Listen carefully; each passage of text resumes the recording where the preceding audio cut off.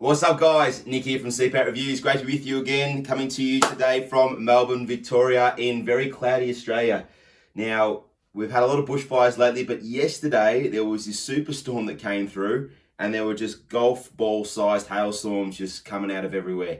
So windows were getting smashed, cars were getting smashed. My mother-in-law, God bless her, got hit with one, not unfortunately of course, and yeah, that shook her up a little bit and had a few windows broken as well. So it's been a bit scary here. But today, I did a video a little while back comparing, it was probably a couple of years now, time flies, but I did a video comparing the travel CPAP machines that are on the market at that time. Things have changed up a little bit now. There's a few more offerings, but the three main ones I'm going to talk about today, and I'm just going to go through specs and just some general differences, and I'm also going to give you a bit of a guide so you can go and look at that, and I'll go through all the different specifications side by side so you can see how they all stack up, which is really neat. There is another model, the Transcend machine. I just thought I'd give you the three most popular.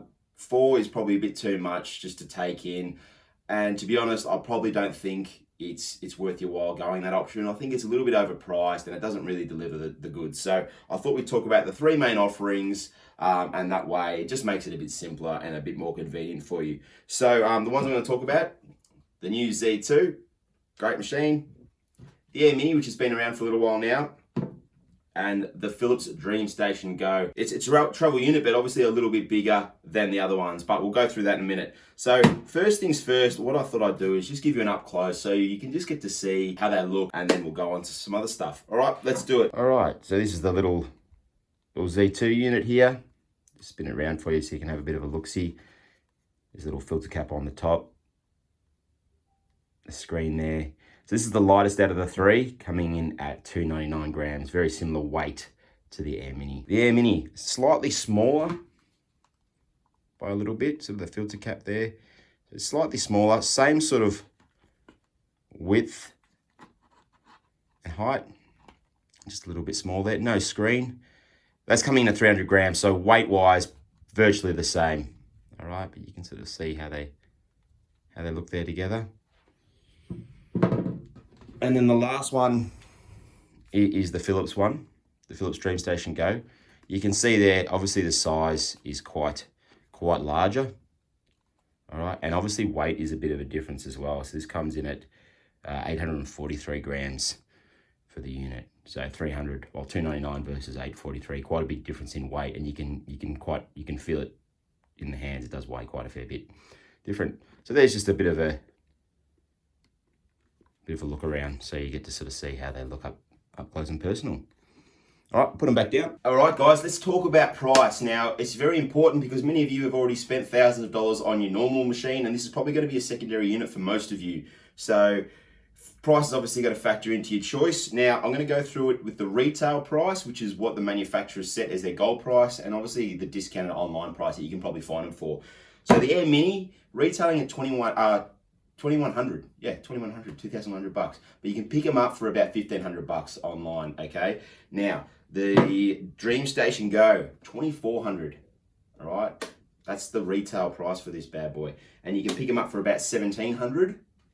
So it's not cheap. I know, trust me, it's a lot of money. And then your Z2, you're gonna be able to pick that up, the retail at, as it stands, $1,199, so close to $1,200 there. And you're probably that's probably what you're gonna pay. With the Z1, we didn't find it was discounted at all online, and you're probably gonna pay the same with the Z2. Okay? It's mainly to do because it's well priced to begin with. You know, $2,400 and $2,100, it's really, really high for what you're getting. So the retailers have to discount quite heavily to move them because it's probably a bit of an unrealistic price. Being at $1,200, it's a realistic price for what you get. And because of that, the resellers are able to move them at that price. They don't have to they have to, you know, cut their margin to move that product. All right, so that's how it sort of works anyway. Here's some of the differences between them, okay? So we'll start with voltage. I think that's an important one.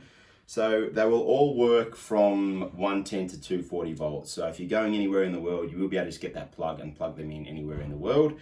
But in terms of DC voltage, so battery power voltage, you've got 24 volts, 24 volts, and 12 volts. Don't ask me why some of them go for 24 volts. There's obviously got a reason for it, but being 24 volts, if you want to use them, these two, with a DC source, like plug it into your car or your boat or your caravan, you're going to have to get a DC converter cable. Now, don't know what their prices are, probably $100, something like that. But you have to get a DC converter cable that will convert the 12 volts up to 24 so that it matches the voltage of the unit. All right, with the Z2, it's a 12 volt machine, which means you don't have to do any conversions. It's straight in, plug it into your cigarette port, and it will work. You can get batteries for these 24 volt ones, but they're 24 volt batteries, which means they're really only going to work with 24 volt products. You're not going to use them with anything else. With this one, you can get a 12 volt battery, and it'll work with any other 12 volt. You might have a camping lantern, you might have anything, you know, an air inflator, whatever you got. You'll be able to use it with this machine, but you'll also be able to use it with any other 12 volt appliances, camping appliances you might have as well. So the voltage is very important when it comes to getting a travel machine. Some of them have screens. So these two, the Philips and the Z2, have screens, which means that you can adjust settings and stuff straight through the actual device by pressing buttons and so forth.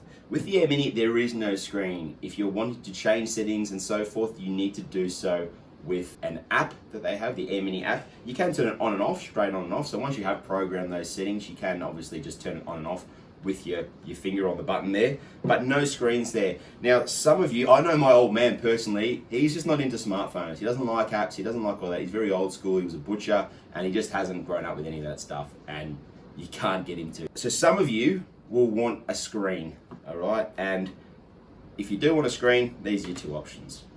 All right, it's convenient. Sometimes you don't want to, you want to have your app with you. You want to have your phone with you, whatever it is. It's handy if sometimes you just want to change something on the screen. But you can also change them with apps. So they all have their own app. They're all great with data.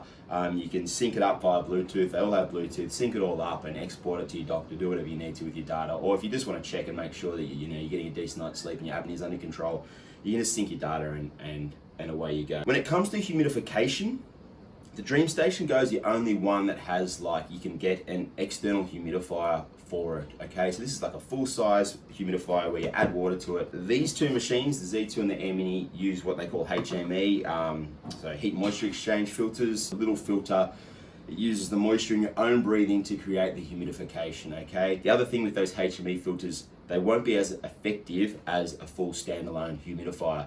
So if you're someone who wants a travel unit, but you're also wanting, really good humidification, then this is probably the one to go for. But in saying that, it obviously makes it a lot bigger, which kind of defeats the purpose of having a travel machine to begin with. So my advice to you would be this: if you don't have a machine and you're wanting kind of like a machine to use beside the bed that has a full humidifier, but at the same time maybe wanting a travel unit, you might look at a DreamStation Go, because you have that option of clicking it in while you're at home, and then when you go, it's 840 grams, which is obviously a lot heavier than these, but at the same time, it's still reasonably portable, if that makes sense. If you don't need humidification, you're fine without it, and you want a travel machine, you can obviously use these as standalone machines as well. So they can be used for everyday use. There's no reason they can't be. It's just they don't have that full humidification function.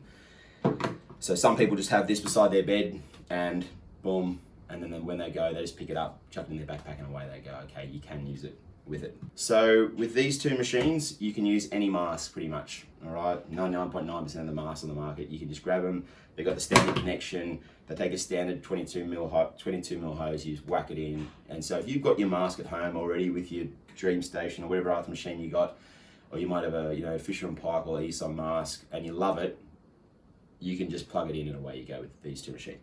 With the ResMed Airmini, this is the first machine that has never not taken a universal mask fitting, okay? So since the dawning of the CPAP era, all masks have worked with all machines. Now that we have this machine here, there's only a couple of masks that actually work with it. So if you've got your favorite mask, you might not be able to use it, or you probably won't be able to use it unless it is one of those three masks that fit this device, all right? So that's a very important point if you're thinking of getting a ResMed. And obviously their masks and so forth generally cost quite a lot of money as well to go with it.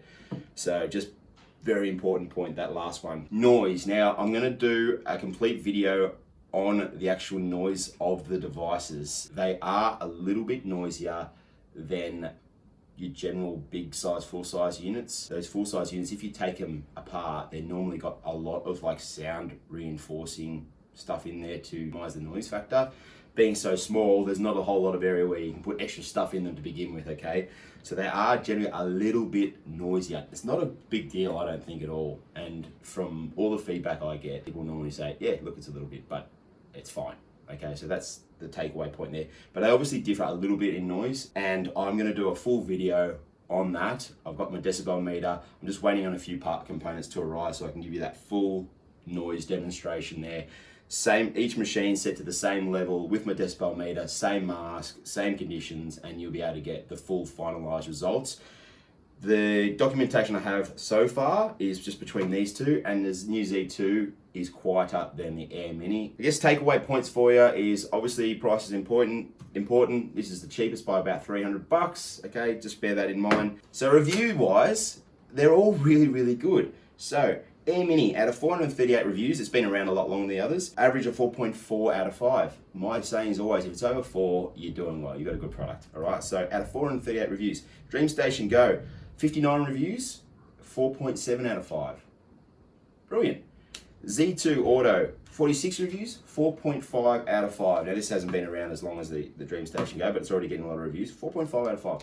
So review-wise across the board, they're incredibly good products, all right? So that's something to just to note in general across the board. Very good products, getting excellent reviews by customers like yourselves. All right, guys, take-home message. So if you were to call me up tomorrow and say, Nick, I'm heading overseas on holiday. I want to get a travel CPAP machine. Look, what's your honest opinion? Which one would you go with? I'm going to advise you to go with the Z2 Auto. And the reasons are as follows. So in my eyes, it offers the most value for money out of the travel CPAP range. It's $300 less than its nearest competitor, the Airmini. But it's also the lightest, one of the smallest, one of the quietest, works with any mask. It's an only 12-volt machine, which means it just works so well with traveling, camping, caravan, touring, all that sort of stuff.